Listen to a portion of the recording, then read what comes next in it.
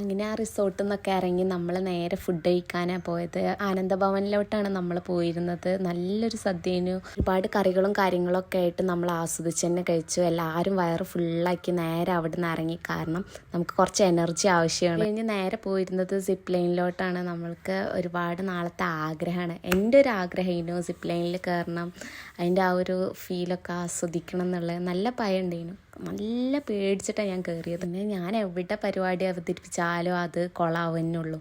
അതേമാതിരിയിരുന്നു, നടുക്ക് വെച്ച് ഞാൻ സ്റ്റക്കായി. എങ്ങനെയാണ് പോയതെന്ന് എനിക്കേ അറിയുള്ളൂ. കണ്ണടിച്ചിട്ടുള്ള ഒരു പോക്കാണ്.